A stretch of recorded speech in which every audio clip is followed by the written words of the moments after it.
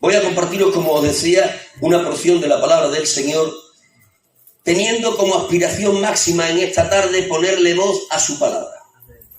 No tengo ninguna otra aspiración a día de hoy que ponerle voz a la palabra del Señor. Y después permitir que el Espíritu Santo sea el que la ministre en vuestro corazón. Nadie puede usar la palabra del Señor con efectividad a excepción del Espíritu de Dios. Esta palabra es la espada del Espíritu, de nadie más. No hay predicador, por elocuente que sea, que se pueda apropiar de esta espada. Esta espada tiene dueño, y dicho dueño se llama Espíritu Santo del Señor. Solo Él, a través de la palabra, puede crear convicción de pecado en los corazones. Solo Él, a través de la palabra, puede aportar luz donde hay tinieblas. Solo Él, a través de la palabra, puede levantar al que está caído. Solo Él, a través de la palabra, puede sanar al que está enfermo. Por lo tanto, hoy voy a intentar ponerle voz a esta palabra y darle plaza al Espíritu Santo para que la ministre en vuestros corazones. Solo de parte de ustedes se requiere una cosa: que tengan hambre de la palabra del Señor. ¿Cuántos tienen apetito de la palabra del Señor? Levanten sus manos, digan un poderoso y vivo gloria a Dios. Gloria a Dios. Pues abran los oídos, porque esta es la parte de la palabra del Señor que les voy a compartir.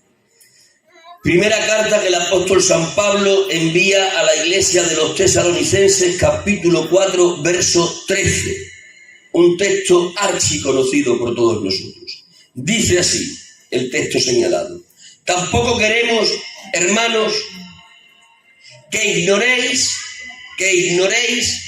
acerca de los que duermen, para que no os entristezcáis, como los otros que no tienen esperanza. ¿Sois todos vosotros conscientes de que esta es una breve porción de la primera carta que el apóstol San Pablo escribe a la iglesia que nació de su ministerio? La iglesia que estaba ubicada en la ciudad de Tesalónica. Y cuando San Pablo en esta porción le dice a los tesalonicenses que él no quiere que ellos ignoren acerca de los que durmieron para que no se entristezcan como los otros que no tienen esperanza, lo que el apóstol les está diciendo en síntesis en esta expresión es que la ignorancia acerca de la esperanza crea tristeza en el corazón cuando éste tiene que enfrentar una adversidad. El mensaje que hay en el subsuelo del texto es un principio de aplicación atemporal. Le sirvió a los tesalonicenses y hoy a nosotros también. San Pablo hoy, a través de esta escritura, nos está diciendo a cada uno de los que estamos aquí que el ignorar o no recordar lo que enseña la doctrina de la esperanza cristiana ocasionará que la tristeza pueda asaltar nuestro corazón cuando estamos enfrentando una circunstancia de adversidad. Si yo enfrento una adversidad de cualquier naturaleza y frente a dicha adversidad no tengo en mi mente y en mi corazón lo que enseña la esperanza en el Señor, entonces la ausencia de este conocimiento va a provocar que la adversidad asalte mi corazón y lo inunde de tristeza. Ahora bien, si yo no quiero permitir que una adversidad pueda asaltar mi corazón y llenarlo de tristeza, lo que tengo que hacer es tener permanentemente en mi corazón y en mi mente el conocimiento de lo que enseña la esperanza en el Señor. Amén. Dicho de otra manera, la esperanza cristiana es el antídoto que impide que la tristeza asalte nuestros corazones cuando nuestras vidas están enfrentando una adversidad. ¿Verdad? Es muy pertinente este consejo apostólico para el día de hoy, para el de ayer también, y para el que venga a venir después del día que estamos viviendo, indudablemente también. ¿Por qué? Porque somos seres humanos que ya estamos redimidos, pero a los cuales todavía no se les aplicó en su totalidad todo el beneficio de la redención. ¿Estamos redimidos? Sí, pero estamos todavía en mitad de un mundo caído también. Y como consecuencia de estar todavía en mitad de un mundo caído, tenemos que estar enfrentando continuamente un sinfín de adversidades. Por eso digo que este consejo es pertinente.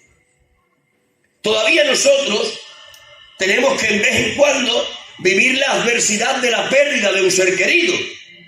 Todavía, de vez en cuando, nosotros tenemos que estar enfrentando la adversidad de una enfermedad que deteriora el cuerpo.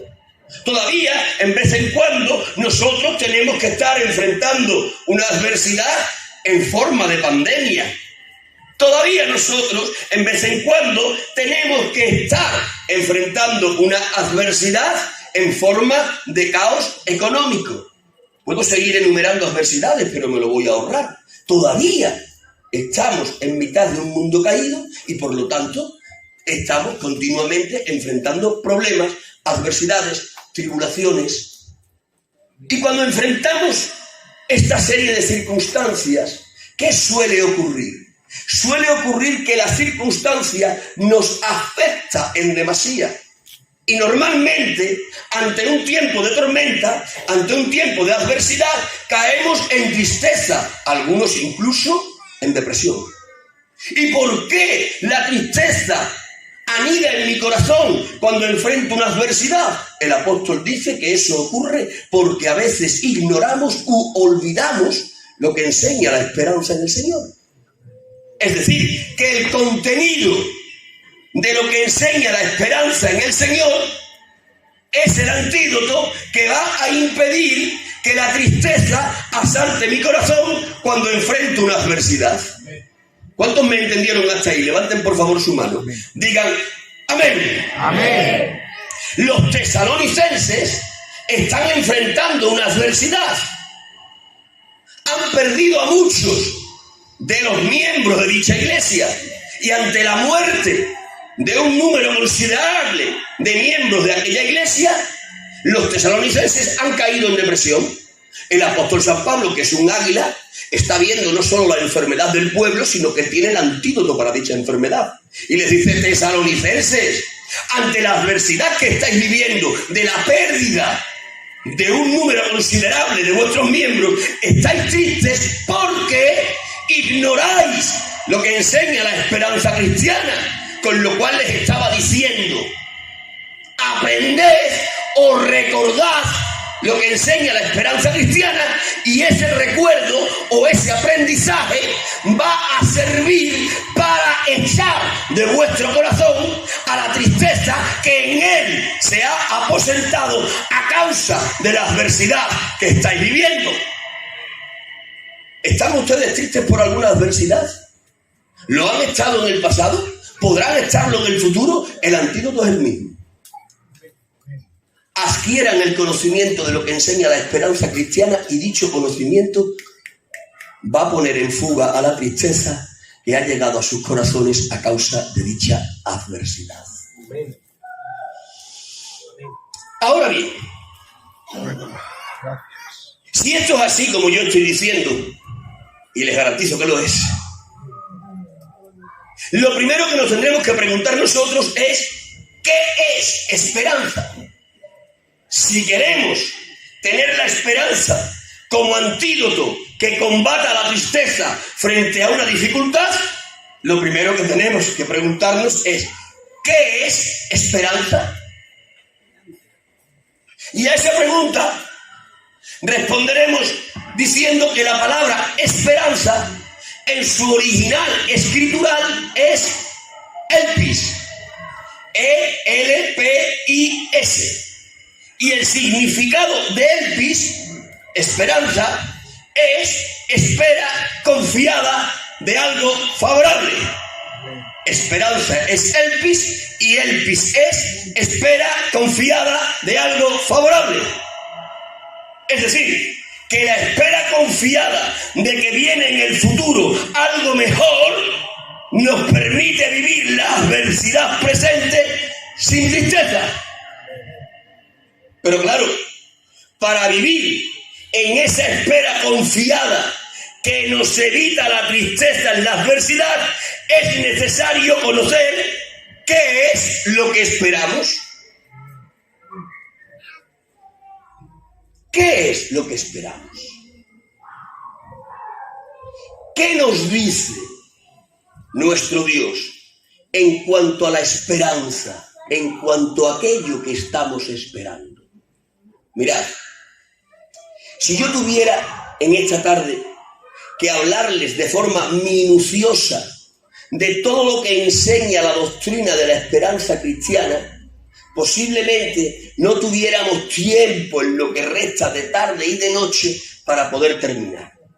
Pero como no me quiero hacer excesivamente prolongado, les voy a predicar en esta tarde exclusivamente de las 4 columnas principales que enseña la doctrina de la esperanza cristiana, con el objetivo de recordarles lo que ya saben para que ustedes lo alberguen en el corazón como el antídoto eficiente que va a impedir que la tristeza les embargue cuando estén enfrentando una adversidad. Estas 4 columnas principales de la esperanza cristiana son la resurrección, el cielo, las tareas eternas celestiales y la degustación de la felicidad completa. De esto les voy a predicar.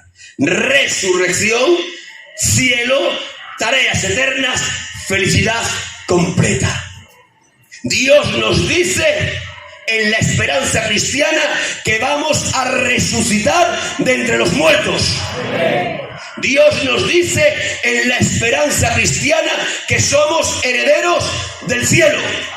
Dios nos dice en la esperanza cristiana que en el cielo nos esperan tareas eternas para desarrollar.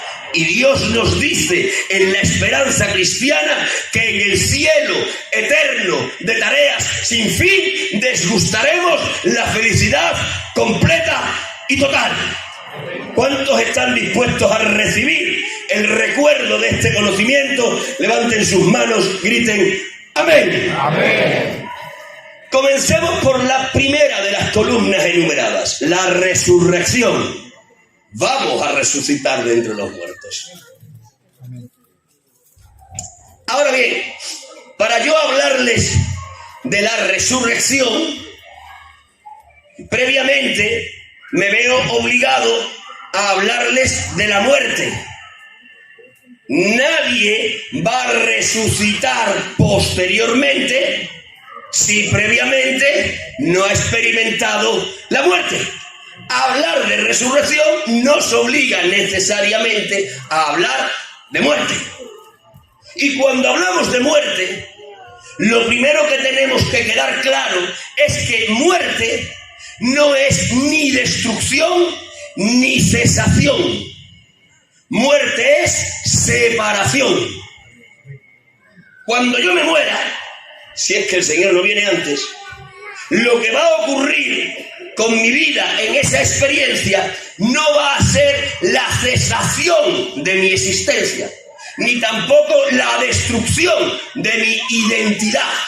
La muerte no implica que mi identidad se vaya a destruir. La muerte no implica que mi existencia vaya a cesar.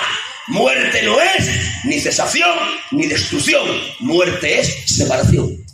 Es decir, que cuando yo me muera, lo único que va a ocurrir va a ser que la parte visible y palpable de mi ser se va a separar de la parte invisible y etérea. Cuando yo me muera, lo único que va a ocurrir es que mi cuerpo se va a separar de mi alma y espíritu. Mi cuerpo, que es la parte visible y palpable, se separará de mi alma y espíritu, que es la parte invisible y etérea. Mi cuerpo lo ingresarán mis familiares en el sepulcro, pero mi alma y espíritu inmediatamente aparecerán en el paraíso de Dios. Y yo apareceré en el paraíso de Dios en alma y espíritu, es decir, descarnado, pero no para entrar en una dormición, como algunos dicen.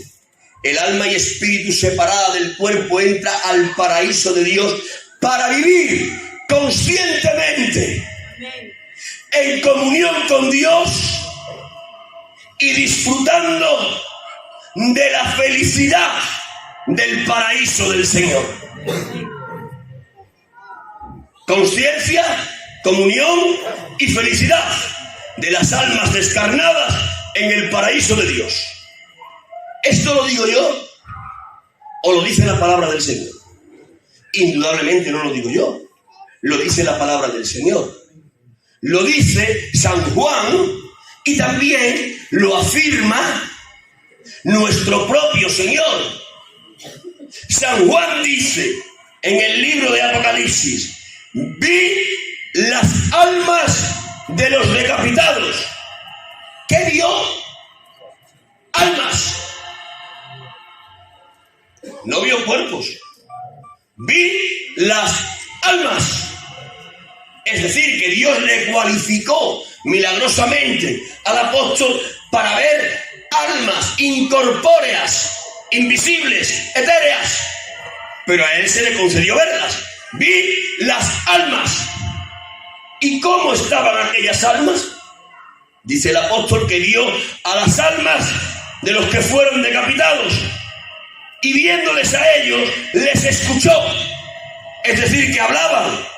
Y si hablaban es porque tenían conciencia.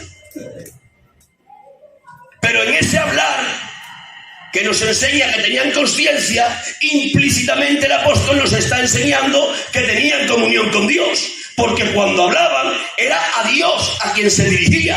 Aquellas almas descarnadas que está viendo Juan, dice que hablaban con Dios y le decían: Señor, santo, justo, puro y verdadero, ¿hasta cuándo no vengarás nuestra sangre de los que moran en la tierra? Y el Señor les responde a aquellas almas descarnadas y les dice: dadle unas vestiduras blancas y esperaos hasta que se complete el número de vuestros consiervos.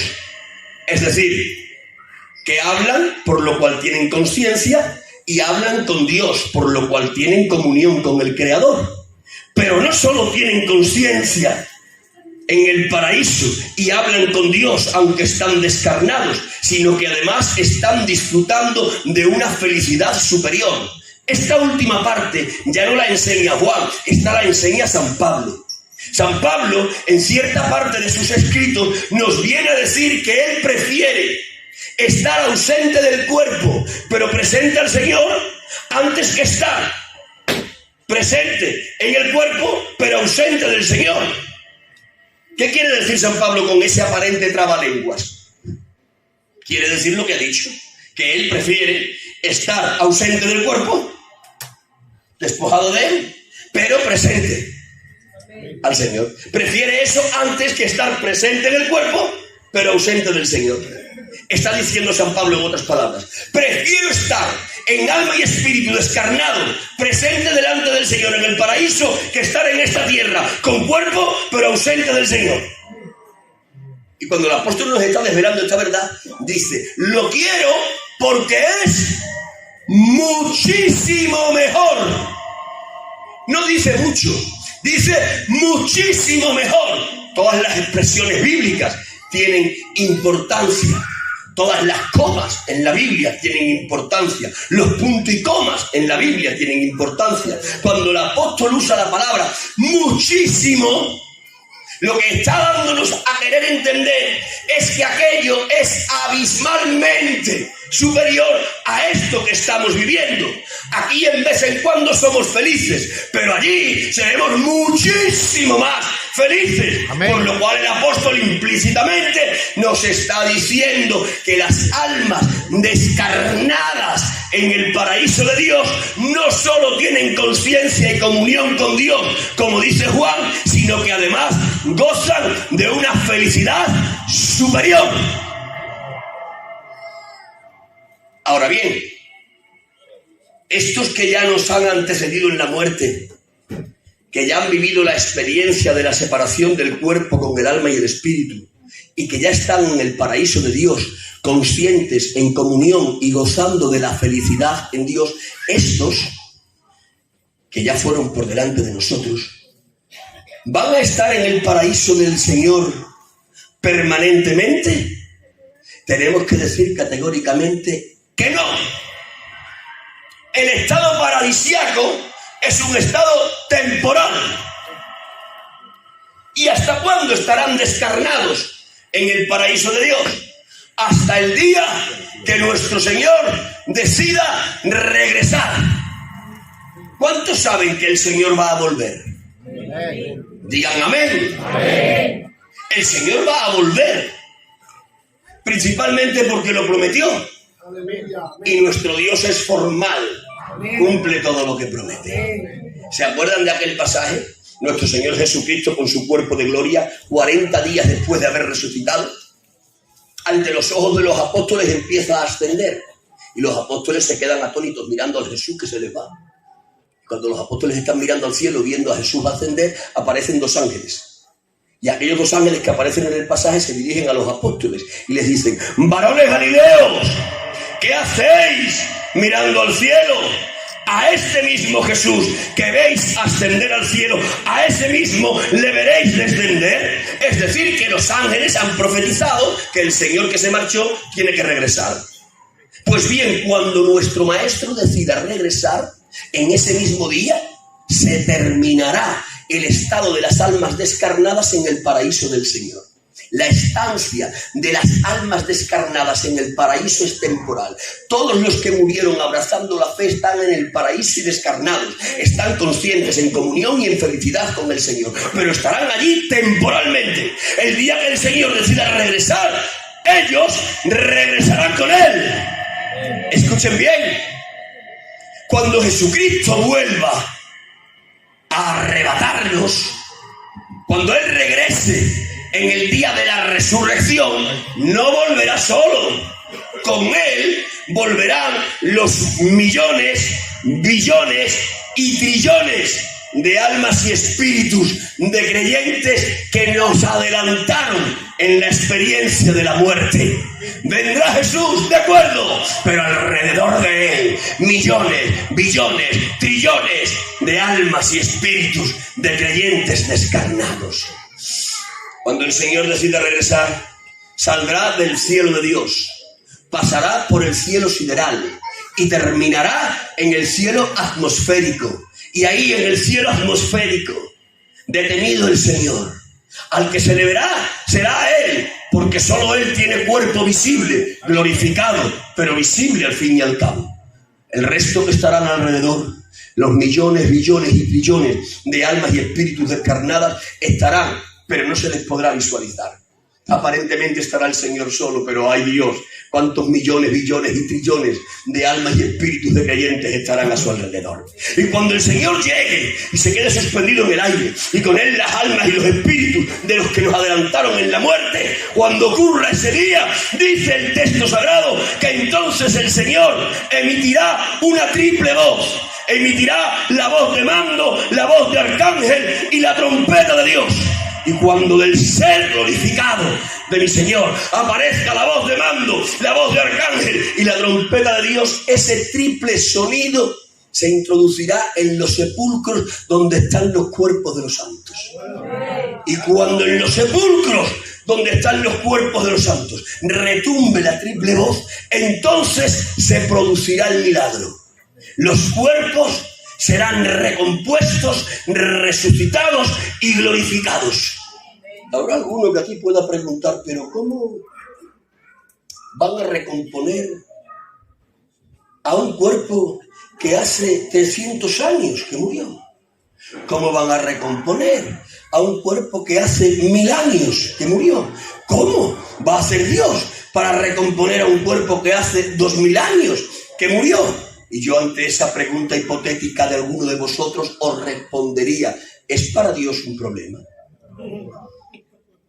Dios crea sin materia prima. Cuanto más con que le quede una molécula, tendrá materia prima suficiente para recomponer todo aquello que el paso del tiempo se llevó. Para Dios no es un problema. Una triste molécula que quede populando en el sepulcro donde se enterró el cuerpo de un santo, una simple molécula le bastará al Señor. De esa molécula Dios recompondrá, resucitará y glorificará el cuerpo del difunto que fue enterrado. Y cuando el cuerpo del difunto haya sido recompuesto, resucitado y glorificado, dice el texto sagrado que las lápidas se romperán. Y aquí hay que hacer un inciso de aclaración. Las lápidas no se romperán para que salgan los cuerpos glorificados. Las lápidas se romperán para que los que estén vivos en aquel tiempo sepan que los muertos han resucitado. Muy bien.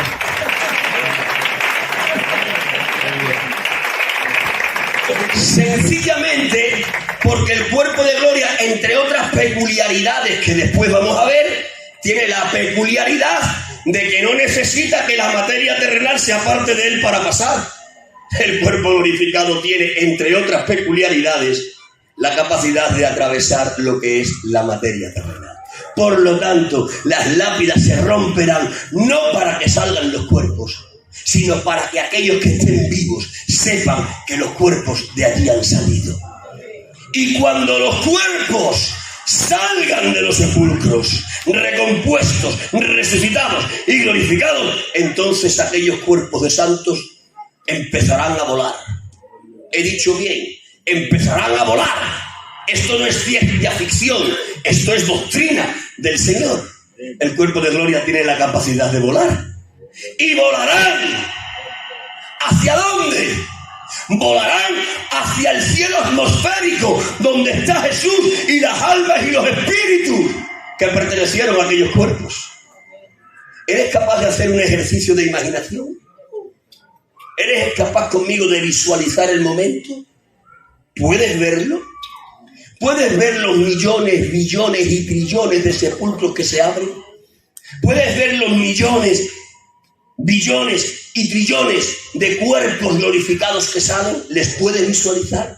¿Les puedes ver volando hacia el cielo atmosférico? ¿Puedes ver a cada cuerpo enfundándose en el alma y espíritu al que pertenecieron? ¡Qué sincronización divina! No habrá ni un error. No habrá un cuerpo que se ensamble en un alma y espíritu que no fuera suya. Todos en el cuerpo, alma y espíritu correspondiente. La sincronización divina, que es un milagro. Y cuando eso suceda, cuando los cuerpos de los santos volando se infunden en las almas y espíritus a las que pertenecieron, entonces en ese momento los muertos en Cristo recuperarán el ser tripartito: espíritu, alma y cuerpo. Amén. Pero no terminarán los milagros aquel día con esta resurrección que les estoy narrando. De que la resurrección de los que murieron termine, en aquel día habrá un milagro de más gloria que el milagro de la resurrección. Escuchen esto. Más gloria que la resurrección tiene la transformación. La resurrección será para los que murieron en el Señor, pero la transformación será para la generación de cristianos que estén vivos en el día del arrebatamiento. ¿Y por qué digo yo que la transformación tiene más gloria que la resurrección? Sencillamente porque la transformación es aquello a lo que San Pablo llamó: la muerte es sorbida en victoria. Ahora bien, ¿qué tiene de especial que la muerte sea absorbida en victoria para hacer de la transformación un evento de mayor gloria que la resurrección? Lo que tiene la transformación que la resurrección no tiene es que los que gocen de la transformación, yo quiero gozar de la transformación, yo quiero estar en vida cuando el Señor vuelva. La peculiaridad de la transformación es que aquellos que la disfruten se evitarán la fiesta de la muerte. ¿Saben cuál es la fiesta de la muerte? La fiesta de la muerte es la ceremonia del entierro. Cada vez que celebramos un entierro, estamos de alguna manera, sin quererlo, haciendo fiesta a la muerte. ¿Cuántos de aquí saben que la muerte, junto con el pecado y la enfermedad, son las tres intrusas en el plan del Señor? En el plan del Señor no estaba planificada ni la muerte, ni la enfermedad, ni por supuesto el pecado. Pero cuando el pecado se cometió, fue la compuerta que se abrió para dar entrada junto con él a la muerte y a la enfermedad. Es decir, que la muerte, la enfermedad y el pecado son tres intrusos en el plan del Señor. Cada vez que alguien muere y celebramos un entierro, es como que estamos recordando la muerte a causa del pecado. Se introdujo con su socio a la enfermedad en el plan de Dios. Y los demonios ríen porque es el recuerdo de su parcial victoria sobre el plan original de nuestro Señor.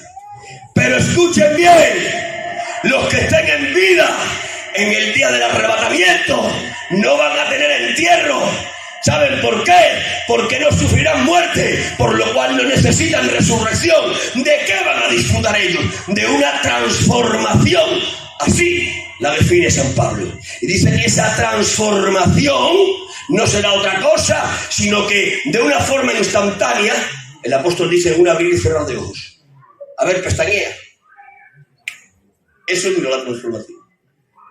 En un abrir y cerrar de ojos, la transformación provocará que el cuerpo de los que estemos en vida, yo me incluyo, ¿de acuerdo? Hablo en primera persona. El cuerpo de los que estemos en vida en el día del arrebatamiento, cuando gocemos de la transformación, lo que va a pasar en nosotros es que cada miembro, cada órgano de este cuerpo corruptible, de este cuerpo que se envejece, de este cuerpo que está sujeto a enfermedad, cada miembro, cada órgano va a ser transformado inmediatamente y de forma milagrosa en órganos y miembros glorificados.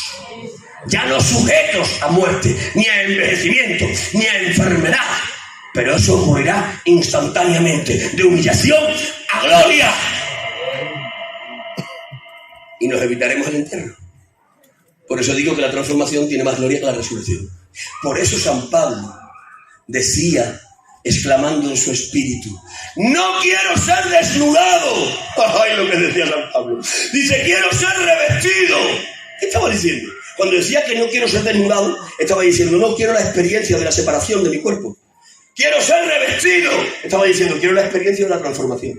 Lo que San Pablo estaba diciendo es, yo quiero ser parte de los que van a ver a la muerte sorbida en victoria. Y lo quiero, decía San Pablo, porque tiene más gloria la transformación que la resurrección. Pero la transformación es para un grupo selecto, solo para aquellos que estén vivos en el día del arrebatamiento. Y cuando sean transformados estos, entraremos en el segundo milagro del día del arrebatamiento. Y es que estos transformados también empezarán a volar en dirección al Señor. Y volarán ¿hacia dónde?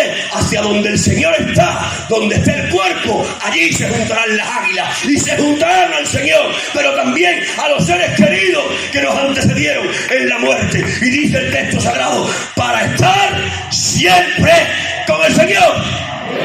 Amén. ¿Cuántos se gozan en ese siempre? Y levantan su mano bien arriba y alto y gritan un poderoso y un vivo gloria a Dios. Gloria a Dios. El mejor aplauso que tengas para Él. ¡Aleluya!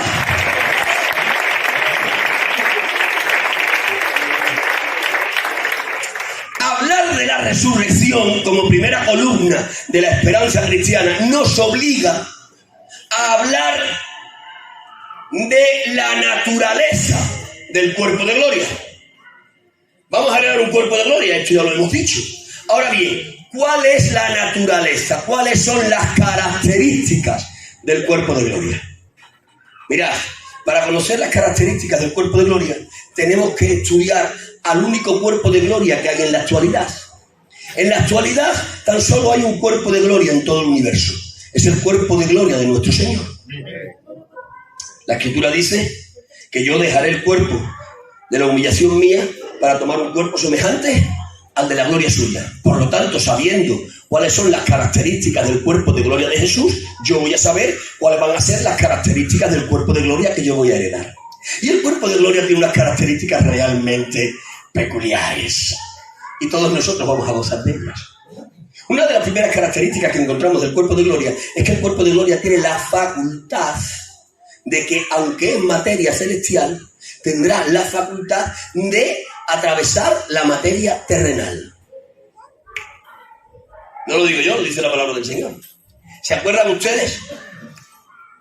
En aquel día de resurrección, el primer domingo de resurrección, cuando nuestro Señor ha salido de entre los muertos, en la noche el Señor dice que ha ido al aposento alto. Pero noten la curiosidad. Dice el texto sagrado que el aposento alto se encontraba cerrado en puertas y en ventanas. ¿Por qué? Porque los apóstoles estaban atemorizados.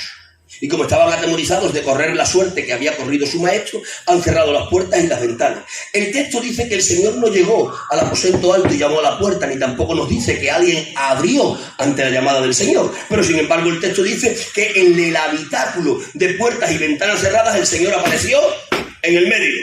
La pregunta es obligada: ¿cómo entraste? Su cuerpo de gloria no tenía obstáculo en atravesar la materia terrenal.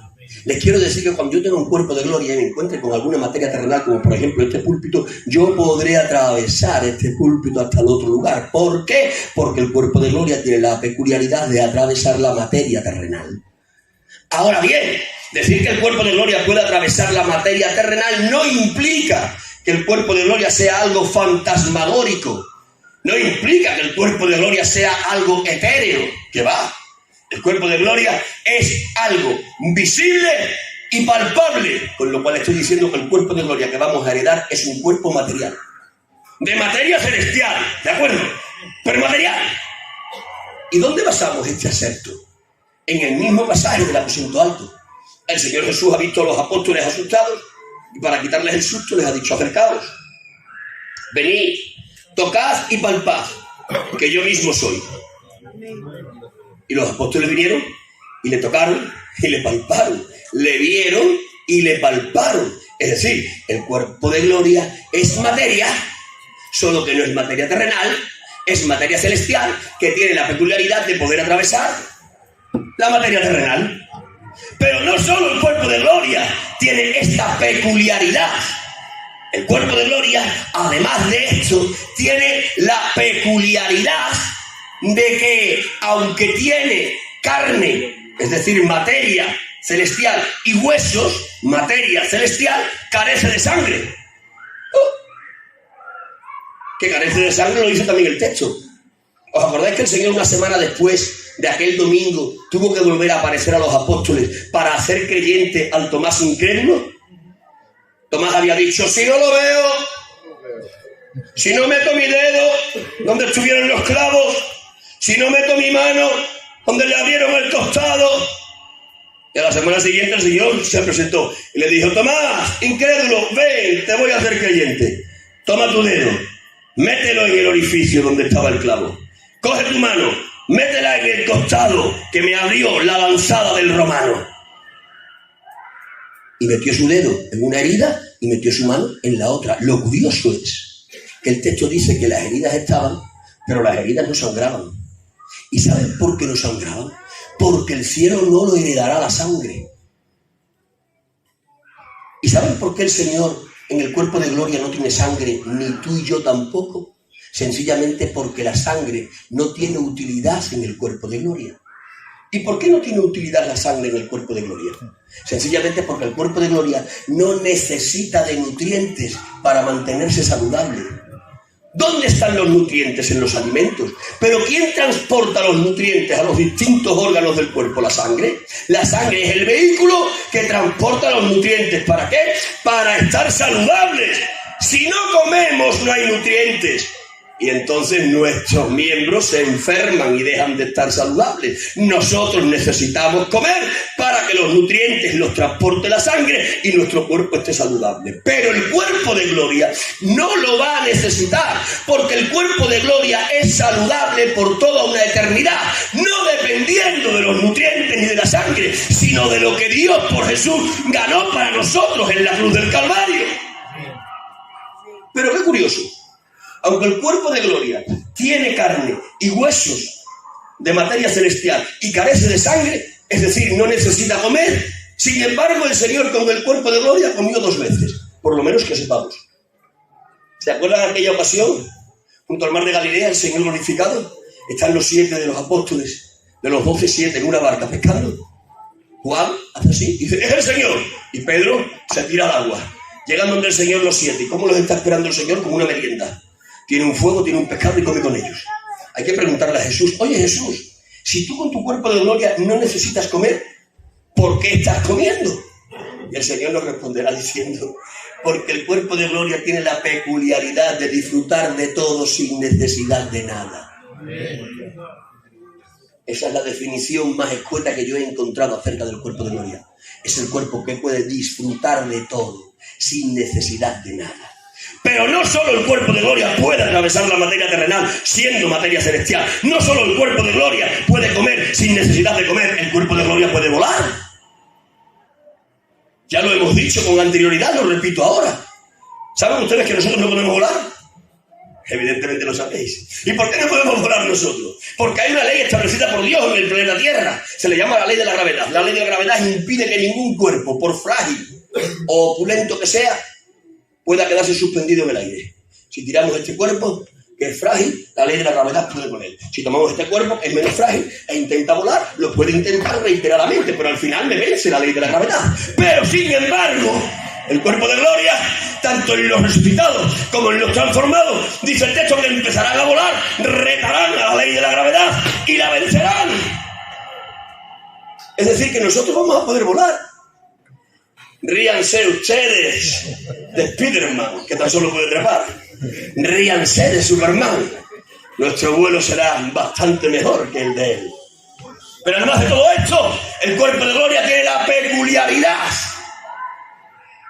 de hacerse invisible y visible otra vez. Tiene la peculiaridad, déjenme usar este lenguaje, ¿de acuerdo?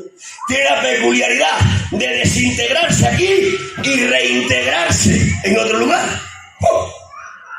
Esto no lo digo yo, aunque tengo mucha imaginación, no es fruto de mi imaginación, es fruto de la palabra del Señor. ¿Se acuerdan ustedes del pasaje de nuestro Señor Jesucristo glorificado conversando con los 2 discípulos que iban camino a Emaús? Ha aparecido el Señor y estos otros no le han podido identificar y han empezado a caminar juntos.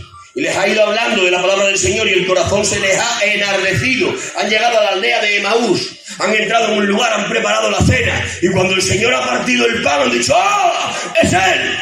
Le han reconocido, pero inmediatamente que le reconoce, dice que se desapareció. Es decir, se desintegró y se reintegró no sabemos dónde. Eso, que es algo habitual en el cuerpo de gloria, fue algo excepcional, una sola vez, en el cuerpo todavía de corrupción de Felipe, el diácono que se convirtió en evangelista, en el padre de la obra de Samaria. ¿Recordáis el pasaje? Le ha predicado al eunuco, lo ha bautizado, y dice que milagrosamente desapareció. Es decir, se desintegró. ¿Y dónde lo reintegró Dios? Camino a Azoto. Eso que fue un milagro en Felipe será algo habitual en nosotros con el cuerpo de gloria. ¿Cuántos se gozan de aquello que van a heredar a partir del día de la resurrección? Levanten por favor sus manos, griten un poderoso y un vivo ¡Gloria a Dios! Pero hemos dicho que la esperanza cristiana no solo enseña resurrección, sino que la esperanza cristiana también enseña cielo. La esperanza cristiana enseña que todos los que estamos aquí, templos del Espíritu Santo, somos herederos del cielo.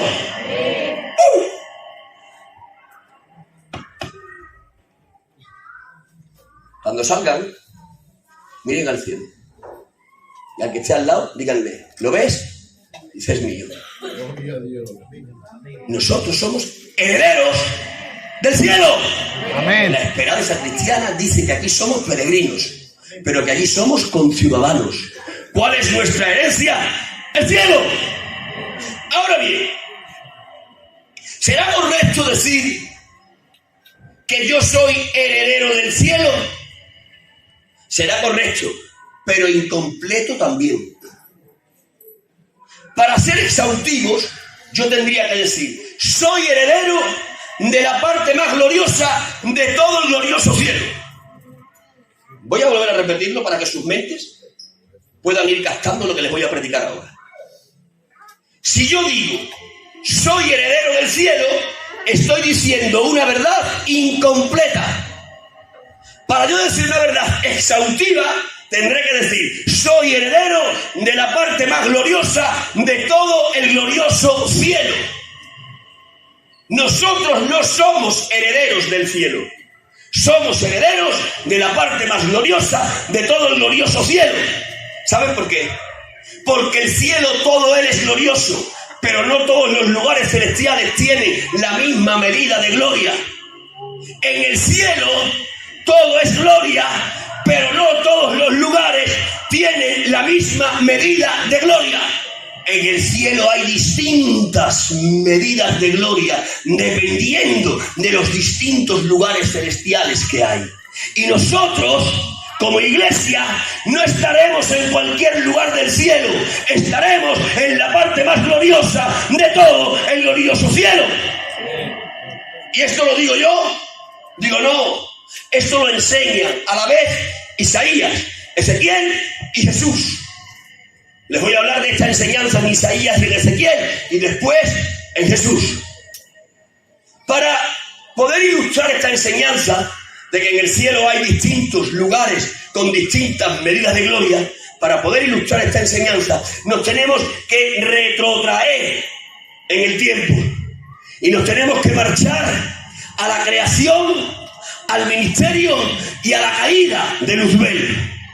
Todos vosotros sabéis que el profeta Isaías y Ezequiel nos enseñan que cuando Dios creó a Luzbel, hizo fiesta en los cielos. Y después de esto, dice que le dio un ministerio, querubín protector del monte santo de Dios. Y además de esto, le dio un lugar de morada, al que la Escritura define como las piedras de fuego. Es decir, que Luzbel vivía en las piedras de fuego. Eso es un lugar celestial con una medida de gloria. Pero trabajaba como querubín protector en el monte santo de Dios. Eso es otro lugar celestial con otra medida de gloria. Vive en las piedras de fuego, trabaja en el monte santo. Conoce el monte santo, que tiene más gloria que las piedras de fuego. Los dos lugares son celestiales, los dos tienen gloria, pero uno tiene más gloria que el otro. Cuando Luzbel deja de ministrar y va al lugar que Dios le asignó, las piedras de fuego, se da cuenta que las piedras de fuego, con toda la gloria que tienen menos gloria que el monte santo de Dios. Y es entonces que Luzbel concibe el pensamiento de maldad y dice Luzbel, subiré a lo alto. ¿Ha dicho subiré, pastor? ¿Qué hace falta para decir subiré? Estar en una planta inferior. Es decir, si yo digo que voy a subir al quinto es porque estoy en el cuarto. Subiré a lo alto. Están las piedras del fuego. Es un lugar de gloria, pero de gloria inferior al lugar del monte santo. Subiré a lo alto. Junto a las estrellas de Dios levantaré mi trono y seré semejante al Altísimo. Es decir, que Luzbel ha deseado lo que Dios no le dio e implícitamente ha menospreciado lo que Dios sí le entregó. ¿Y saben qué ocurre cuando alguien, ya sea ángel o humano, anhela lo que Dios no le dio, menospreciando lo que Dios sí le dio? Cuando eso se realiza, el personaje en cuestión se corrompe, se desnaturaliza.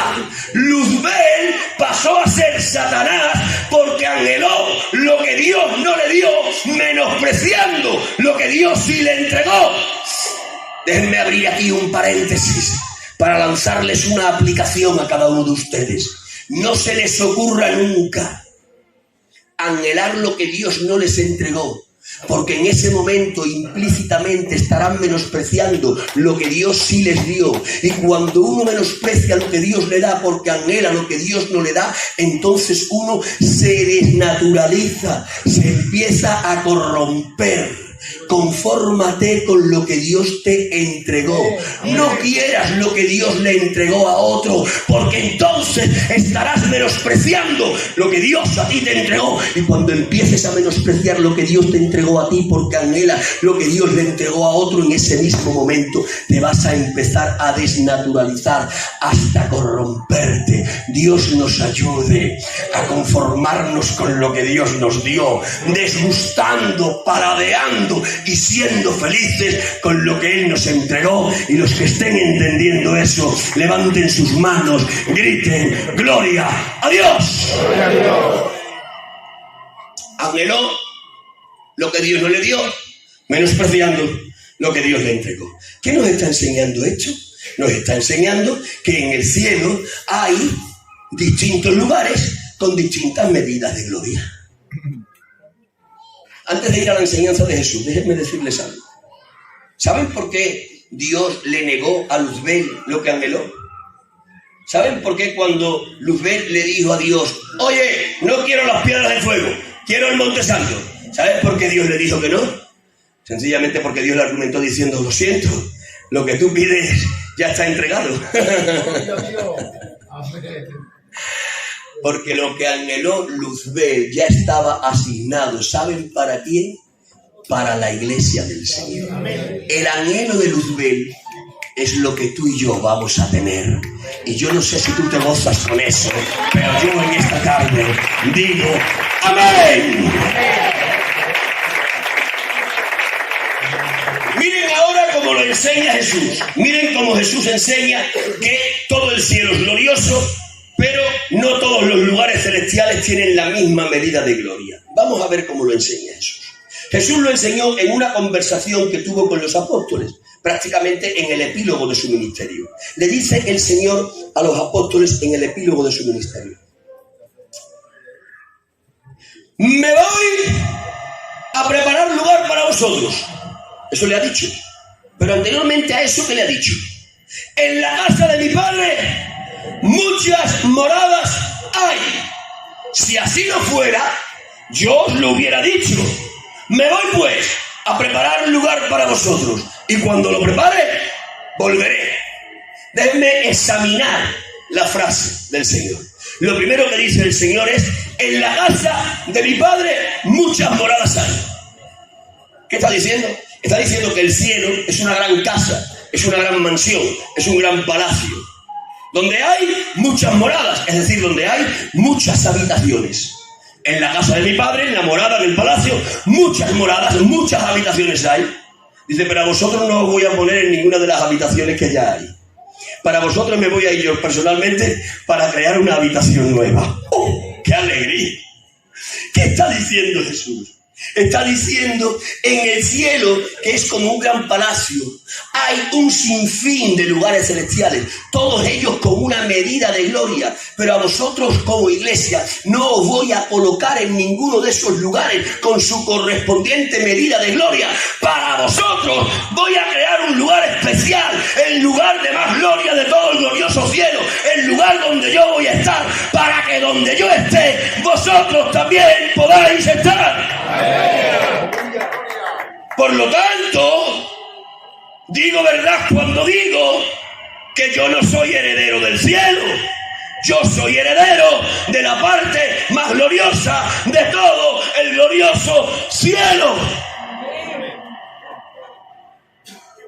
Dijo que lo iba a preparar él de forma personal. ¿Y qué le dijo a los apóstoles? Cuando lo termine vuelvo. Pues ya sé yo cuándo va a volver el Señor, cuando termine de preparar el lugar. Si no ha vuelto, es porque no ha terminado. Ahora bien, ¿cuánto hace que se fue el Señor? Más de 2000 años. Lleva más de 2000 años preparando el lugar. ¿Cuánto tardó Dios en crear el universo con toda la belleza y el diseño que el universo tiene? 6 días. Al séptimo descansó. En 6 días ha creado todo el universo con toda la belleza y todo su diseño. En 6 días. Un universo extraordinariamente bello. Qué belleza tendrá aquel lugar que lleva 2000 años preparándolo y todavía no ha terminado. Tú y yo no somos herederos del cielo. Tú y yo somos herederos de la parte más gloriosa de todo el glorioso cielo. Amén. Yo no sé cuántos sienten la alegría del Señor por esta verdad y son capaces de levantar sus 2 manos al cielo y por testimonio delante de los ángeles celestiales son capaces de gritar un sonoro ¡Gloria a Dios! Fuerte el aplauso para el Señor.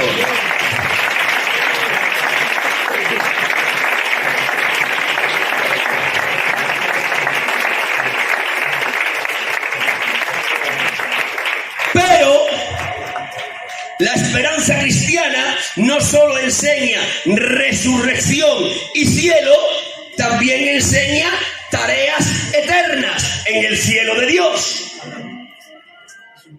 Cuando yo hablo de tareas eternas como parte de la esperanza cristiana, de lo que estoy hablando es de que el cielo que vamos a heredar no solo es misticismo. El cielo que vamos a heredar también es practicidad. Hay muchos que piensan que en el cielo todo lo que vamos a hacer va a ser tener un arpa, vestidos de blanco, con una nube personal, y que vamos a estar continuamente tocando el arpa y diciendo santo, santo, santo, santo es el Señor. Y seguiremos tocando el arpa en nuestra nube personal y seguiremos diciendo santo, santo, santo es el Señor. Y esa es toda la noción que tienen del estado celestial. Y yo les digo, ¿eso qué es? Misticismo. ¿No hay misticismo en el cielo? Digo, sí. Pero unido al misticismo, en el cielo hay practicidad. En el cielo hay una civilización eterna que tiene tareas para desarrollar. Pero antes de hablarles de esto, déjenme hablarles del misticismo, que no les quiero robar yo su pensamiento. Llevan ustedes razón. El cielo tiene misticismo. Lo que yo le voy a añadir a ese conocimiento es que además de misticismo tiene practicidad. Quiero decirles que están ustedes en lo correcto, solo que es incompleta su versión. Claro que en el cielo va a haber misticismo.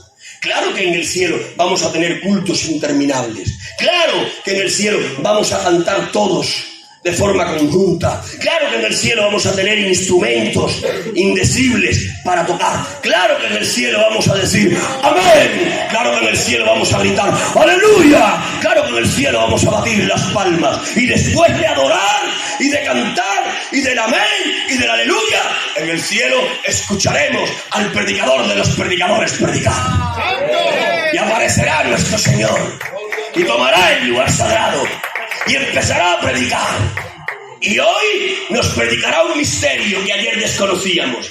Y mañana nos desvelará un misterio más. Y al día siguiente nos enseñará otra verdad. Y la eternidad no le bastará al predicador de los predicadores para estar desvelándonos continuamente secretos que cada uno de nosotros desconocíamos.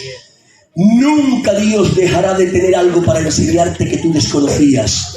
Si algún día tú fueses capaz de saber todo lo que Dios sabe, tú serías un Dios semejante al Dios que estoy predicando. Pero como eso no es posible, te tengo que decir que en los tesoros escondidos de la sabiduría divina siempre hay un misterio para desvelar que tú desconocías. Es por eso que cantaremos, que adoraremos, que diremos amén, aleluya, batiremos palmas y tendremos al predicador de los predicadores desvelándonos misterio tras misterio. Pero además de todo eso, el cielo es practicidad. Y aquí quiero que me presten un plus de atención. Cuando yo digo que el cielo es practicidad, estoy diciendo que hay una civilización eterna. Es decir, estoy diciendo que en el cielo tenemos tareas para desarrollar. Dios no está muy de acuerdo con los vagos, ni aquí en la tierra, ni en el cielo tampoco. Hay tareas para desarrollar en el cielo. Ahora bien, ¿por qué digo yo que hay tareas para desarrollar en el cielo? Lo digo porque lo enseña el contexto doctrinal. Mirad, cuando yo hablo de contexto doctrinal, estoy hablando de una enseñanza que está entrelazada en los distintos libros de la Biblia. Hay enseñanzas que están en un pasaje concreto y hay otras que están en el grosor de toda la Escritura Sagrada. Esto de lo que les voy a hablar está en el contexto de la Escritura. No está en un pasaje concreto, sino en el conjunto de muchos pasajes que enseñan esta verdad. Dicho esto, hay tareas en el cielo, doctrinalmente hablando, porque Dios, nuestro Dios, es Dios de propósitos. Ahora bien, ¿qué estamos diciendo cuando decimos que Dios es Dios de propósitos? Lo que estamos diciendo es que Dios, siempre que crea algo o alguien, lo crea con un porqué y un para qué. La palabra propósito es sinónimo de por qué y para qué. Dios nunca creó a nadie o a algo que no tuviese un porqué y un para qué que le diese sentido a su existencia. Para dejarme entender, este micro tuvo un creador. El creador de este micro primero creó el porqué y el para qué de este micro y después hizo aparecer el micro en la existencia para desarrollar el porqué y el para qué que dieron lugar a su existencia. El inventor de este micro lo creó esencialmente para que este micro amplificase la voz. El señor que inventó esto tuvo en su mente: necesitamos algo que amplifique la voz de los que hablan. Tenía el propósito antes que el micro. Nuestro propósito es anterior a nuestra creación. Dios de mi vida, lo que acabo de decir. Y cuando tuvo el porqué, el propósito, entonces hizo aparecer el micro. ¿Para qué? Para que el micro le diera sentido al propósito por el que fue creado. Esto lo dice la palabra del Señor en el libro de Jeremías. Le dice Dios a Jeremías: Jeremías, antes de que nacieses te conocí y te di por profeta a las naciones. Le está diciendo Dios a Jeremías: no solo te conocí antes de gestarte en el vientre de tu madre, sino que planifiqué un plan. Eres profeta de carácter internacional. El propósito era ser profeta de carácter internacional. El propósito fue por delante del profeta. El profeta vino a existir porque había un propósito que había que realizar. Es decir, Dios es Dios de propósitos. Si tú existes, no es porque seas el producto de la casualidad. Si tú existes, no es porque seas el producto del amor de tu madre con tu padre. Si tú existes, es sencillamente porque eres la consecuencia de un propósito divino gestado en la eternidad. Dios no crea por aburrimiento. Dios no crea porque no tenga otra cosa mejor que hacer. Dios crea con propósito. Todos los que estamos aquí tenemos un propósito personal que Dios diseñó en la eternidad. Un propósito personal que lleva nuestro nombre, nuestro apellido, nuestro número de documento nacional de identidad. Somos la consecuencia de un propósito divinamente gestado en la eternidad. Ahora bien, si Dios es Dios de propósito, sí lo es, también tendré que añadir que todo propósito personal, subrayen esto ahora y que el Espíritu Santo lo interprete en vuestras conciencias. Todo propósito personal está ligado a la identidad personal. El propósito personal de Dios conmigo está ligado a mi identidad personal. Propósito personal, identidad personal, distinguibles pero inseparables. Hay un propósito que lleva mi nombre y apellido y hay una identidad que lleva mi nombre y apellido. Propósito e identidad distinguibles pero inseparables. Donde esté mi propósito estoy yo, donde estoy yo está mi propósito.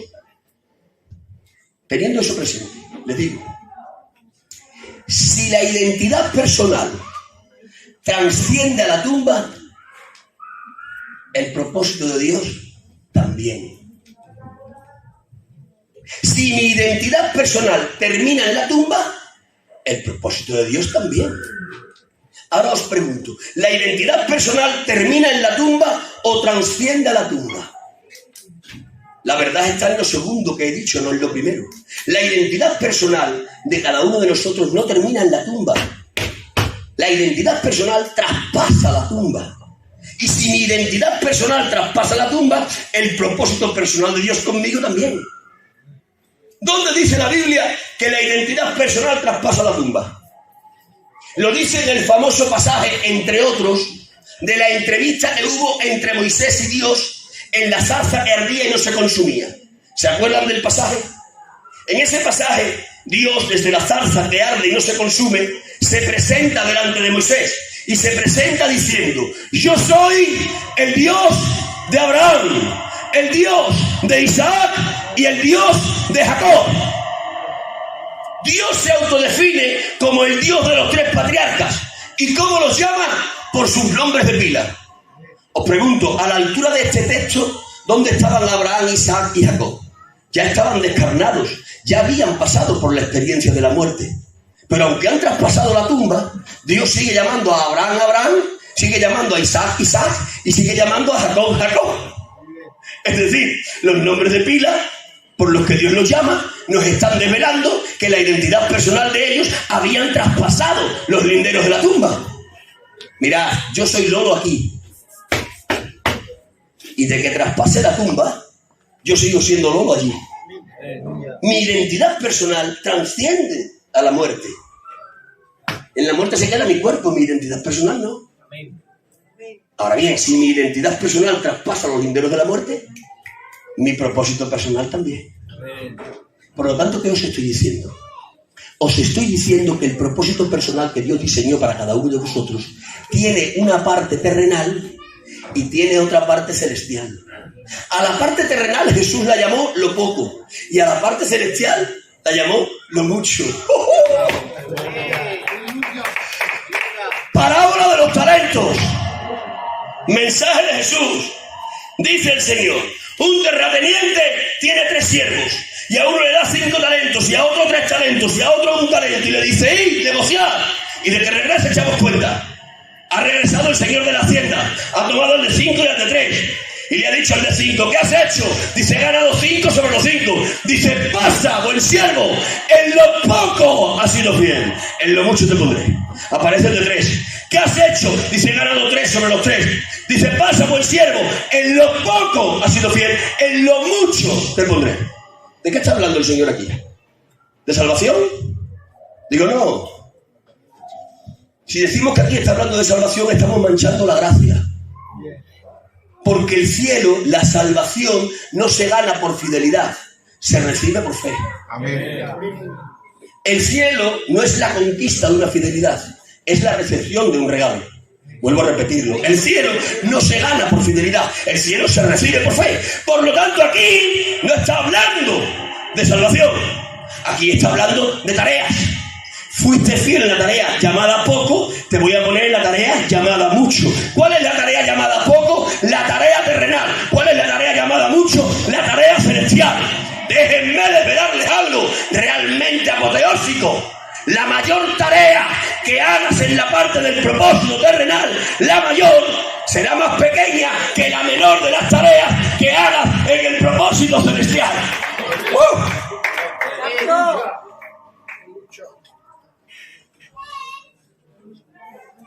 Tu propósito no termina en tu tumba. Tu propósito trasciende a la tumba. Es por eso que te digo hoy categóricamente, siendo consciente de lo que predico y haciéndome responsable de lo que transmito: en el cielo tienes tareas eternas para desarrollar. ¿Saben que hay muchos hombres y mujeres frustrados en la parte del propósito terrenal, pastor? Porque han visto que lo que soñaban no se ha hecho realidad y se frustran y se entristecen. Pero yo a todos estos les quiero decir: tranquilos, que aquí no termina todo. Lo que aquí no alcanzaste, de que traspases los linderos de la muerte y entres en la parte del propósito celestial, podrás alcanzar cuadruplicado lo que en la parte del propósito temporal no fuiste capaz de alcanzar. Dios de mi vida. Para los frustrados lo digo. para aquellos que se sienten tristes, porque aparentemente no son capaces de alcanzar lo que desean. Déjenme compartirles un pasaje de Hebreos que a mí me rompió el alma. Hay un pasaje en el capítulo 11 de Hebreos que dice: y todos estos, siendo fieles, no alcanzaron lo prometido. Y cuando yo leo ese pasaje me rebelo contra Dios y le digo: te desconozco. ¿Cómo es posible que siendo fieles no hayan alcanzado lo prometido? Tú eres Dios que cumple lo que prometes. ¿Cómo a estos no le cumpliste lo que le prometiste habiendo sido fieles?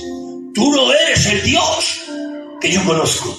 Y Dios me dijo: antes de juzgarme, termina de leer el texto.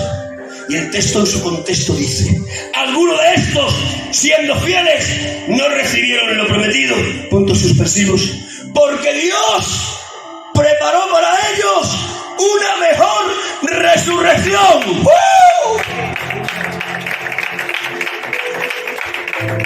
Si aquí no alcanzaste la promesa que se te hizo, aunque hayas sido fiel, no te frustres. Sencillamente es porque Dios está preparando para ti una mejor resurrección. Te está diciendo Dios: te voy a dar en la parte del propósito celestial cuadruplicado aquello que no te entregué en la parte del propósito terrenal. Y los que estén entendiendo esto y tengan sangre en las venas, levanten sus manos al cielo, griten un poderoso y un vivo: ¡gloria a Dios! Tareas eternas, propósito que tiene parte terrenal y parte celestial.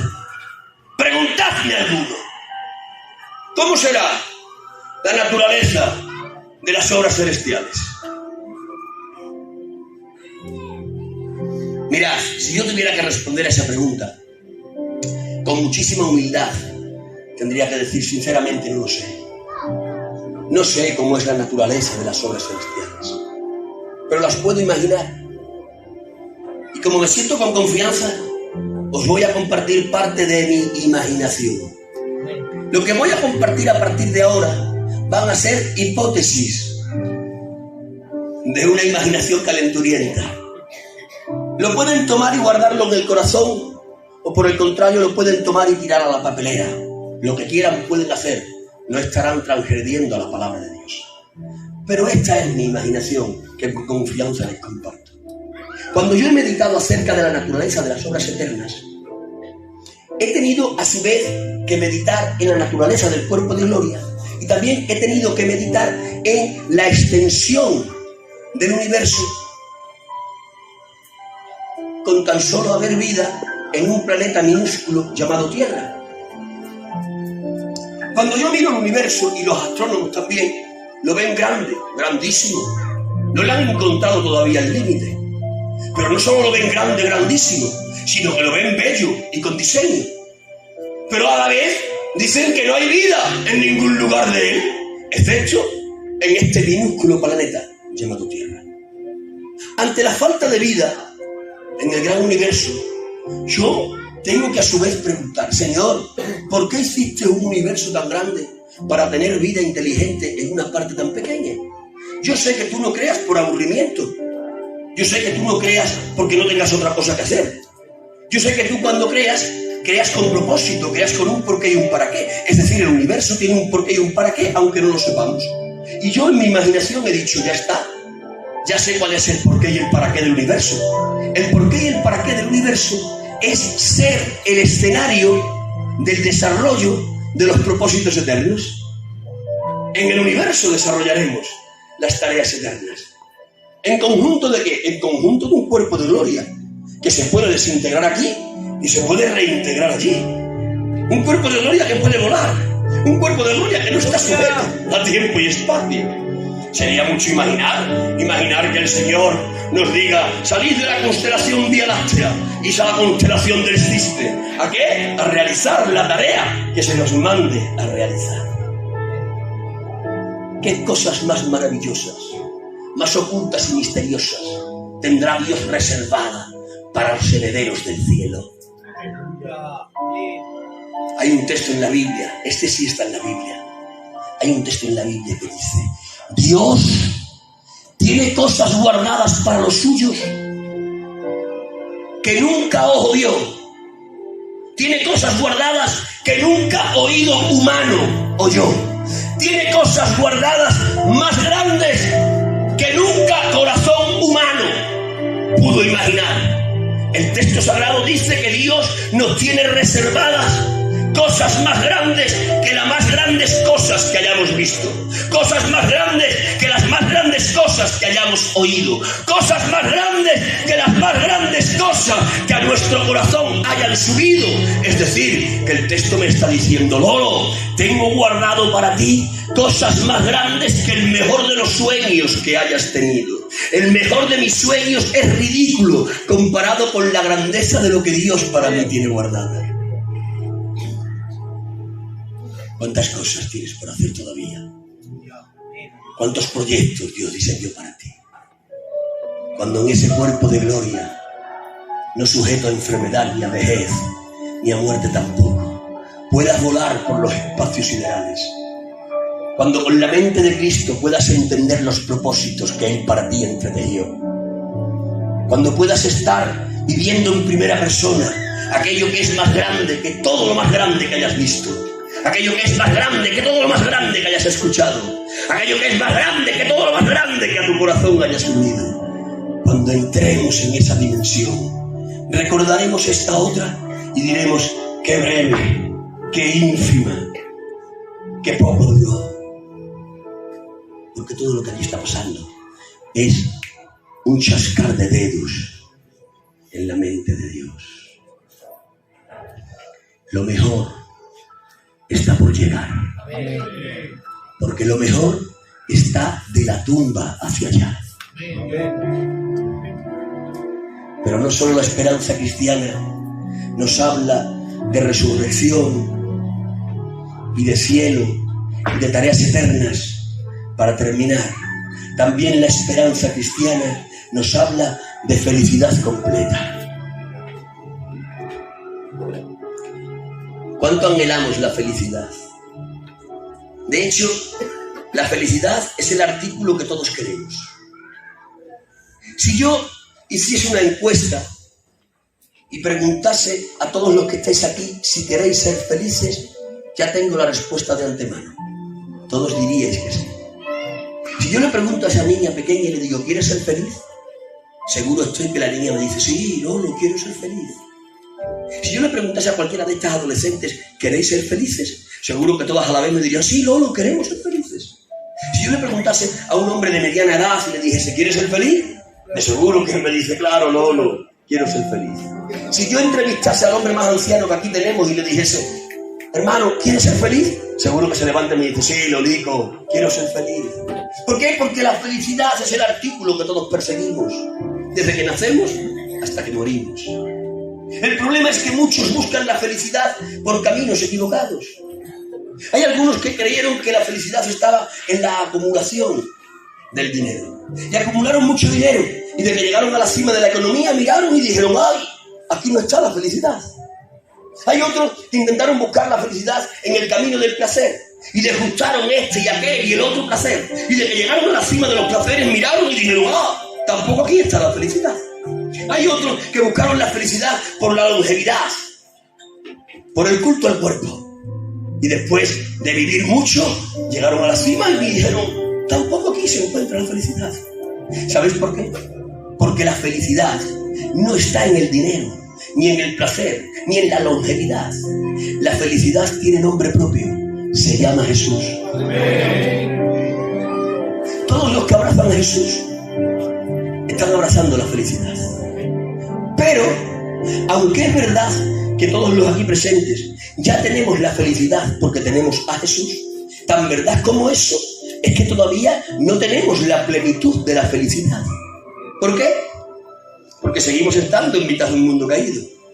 El sol de la felicidad, que es Jesús, a veces queda empañado por nubarrones de circunstancias adversas. Somos felices porque tenemos a Jesús, es verdad. Pero a veces aparece la nube de la enfermedad y la felicidad no es completa. Tenemos la felicidad porque tenemos a Jesús, sí.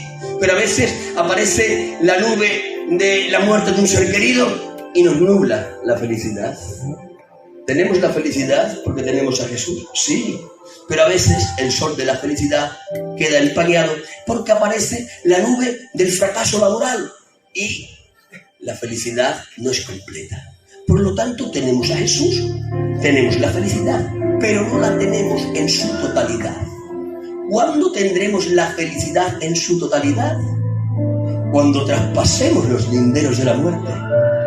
Juan estuvo en el cielo y no solo vio el lugar del cielo, vio el estado celestial y paladeó el estado celestial. Y cuando tiene que definirnos el estado celestial de felicidad, dice: allí no hay llanto, allí no hay pena, allí no hay muerte, allí no hay dolor.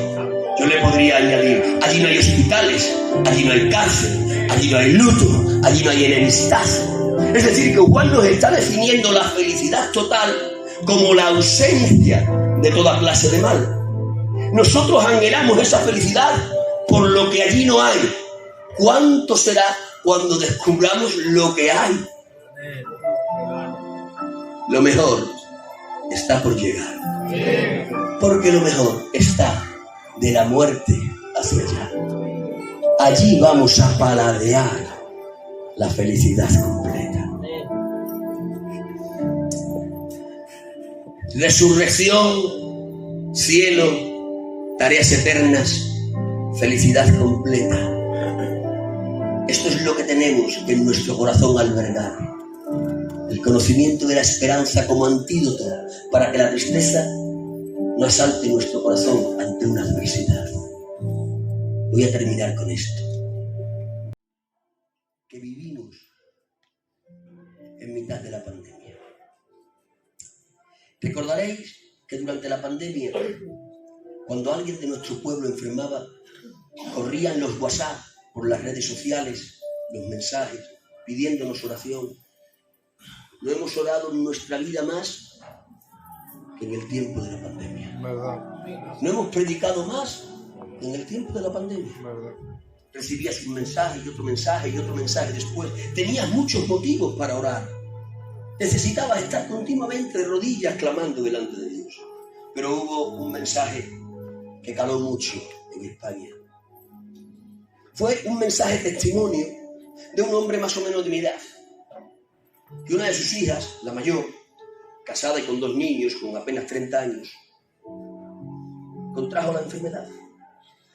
La trasladaron al hospital porque empeoró, siguió empeorando y la tuvieron que llevar a UCI. En UCI llegó a tal extremo de empeoramiento que le tuvieron que dar la vuelta boca abajo. Todos conocemos ese lenguaje. Estuvo 21 días inconsciente. Pero a los 21 días, el padre recibe una llamada del hospital y al otro lado del hilo telefónico, el médico le dice: tengo buenas noticias para usted. Su hija ha salido del peligro. Tiene una evolución muy favorable. Ya la hemos colocado en su posición natural. Calculamos que en breves días la llevaremos a planta y después unos pocos días más y volverá al hogar. Pocos días después, la chiquilla, ya consciente, bastante recuperada, estando todavía en UCI, hace a través de los médicos una videollamada a su hogar. Recordaréis lo que tuvisteis algún familiar enfermo, que cuando se recuperaban solían hacernos una videollamada para tranquilizar a la familia. Hicieron aquella videollamada y contaba el padre que cuando él vuelva a ver a su hija consciente, pues os podéis imaginar todos los que sois padres. La alegría le embriagó. Y empezó a hablar con su hija y le dijo: tranquilo, cariño, tranquila, cariño, se terminó. En unos días a planta me han dicho los médicos que después de vuelta al hogar. Y la criatura lloraba mientras que el padre le hablaba. Le habló su madre, le dijo: tranquila, cariño, en pocos días nos volvemos a ver. Pero la criatura seguía llorando. Le habló su compañero y le dijo: cariño, en pocos días nos reencontramos. Y siguió llorando. Le hablaron sus 2 niñas y siguió llorando a pesar de escuchar a sus 2 niñas hablar. El padre, perplejo, volvió a tomar la palabra y le dijo: ¿qué te pasa? Tranquila. Pensaba el padre que estaba de alguna manera psicológicamente afectada por los 21 días que había estado inconsciente. Pero es entonces que aquella muchacha rompe el silencio por primera vez y entre lágrimas le dice al padre: papá, yo me quiero volver a mi lugar. El padre no la entiende y dice: sí, hija, en pocos días volverás al hogar. la hija le dijo, no, papá, yo me quiero volver a mi lugar. Te quiero decir que durante estos 21 días que he estado inconsciente, he estado en el cielo, que he visto el lugar del cielo, que he experimentado el estado celestial. Y después de experimentar lo que allí he experimentado, yo hoy te digo, papá, me quiero volver a aquel lugar. Su padre se quedó sobrecogido, pensó que era un trastorno mental. No, hija, no me digas eso. Tú tienes que volver aquí con los tuyos, a tu hogar. Piensa en tu madre, piensa en mí, piensa en tu marido, piensa en tus niñas. Decirle a mi marido que se case. Cuidarme a las niñas, criármelas bien. Pero yo me quiero volver a aquel lugar. Ha terminado la videollamada. El padre se ha quedado preocupado, pero piensa que son desperfectos psicológicos. Se echa a dormir. Aquella misma noche, en mitad de la madrugada, recibe una llamada. Recoge la llamada. Al otro lado del hilo telefónico, la voz del médico otra vez. Perplejo, el médico le dice, no se le ha pasado, mire usted. Su hija llevaba una evolución muy favorable, pero no sabemos qué ha pasado. Acaba de morir. Aquel padre testificaba diciendo, doy gracias a Dios porque me permitió aquella videollamada con ella. Porque en aquella videollamada entendí que está ella mejor allí sin mí que aquí conmigo. Que era su deseo, el deseo de partir. Y yo me pregunto esta noche, ¿qué tiene el cielo, cariños míos? ¿Qué tiene el cielo? Para que una niña con 30 años, con marido, con 2 hijos, sea capaz de decir, haced lo que queráis, pero yo me quiero volver a aquel lugar.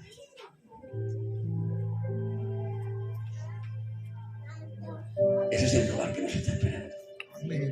Tranquilo. Lo que aquí está pasando, antes va a terminar. Amén. Las lágrimas que aquí derramamos, antes o después, se van a parar. Amén. Los suspiros y los padecimientos tienen fecha de caducidad. Pero nosotros vamos hacia un lugar y estado que no tiene fin. Que tiene una felicidad imposible de describir.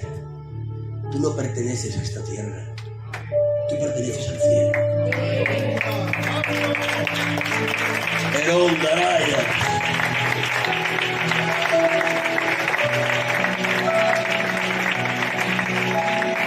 Aquí somos peregrinos.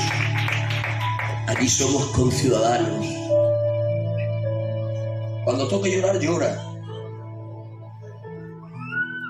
Y cuando te toca reír, ríe. Amén. Yo sé lo que es llorar. También sé lo que es reír. Cuando me toca llorar, lloro. Cuando me toca de reír, río. Yo sé que todo esto es pasajero. Sé que todo esto tiene fecha de caducidad. Y que yo voy camino a lo eterno. Qué bien. Amén. Que todo esto es como una sombra que se va a disipar. Sé que ahora veo parcialmente, como por espejo, pero que me espera atravesar los umbrales de la muerte y conocerme como fui conocido.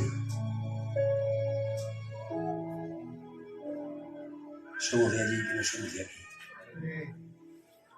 Mantenga el conocimiento de la esperanza en tu corazón, para que cuando enfrente la adversidad no pueda crear tristeza en tu corazón. Les invito a que se pongan en pie. Un minuto, pónganse en pie.